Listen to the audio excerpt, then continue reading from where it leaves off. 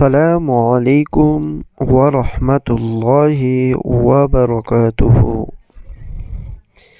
اعوذ باللہ من الشیطان الرجیم، بسم اللہ الرحمن الرحیم۔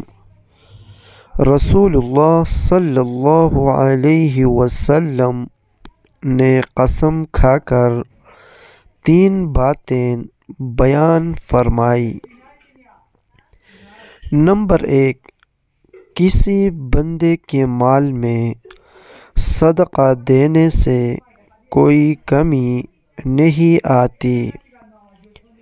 نمبر 2، اور کسی بندے پر کسی قسم کا ظلم ہو اور اس پر وہ صبر کرے تو اللہ تعالی اس کی عزت کو بڑھا دیتا ہے۔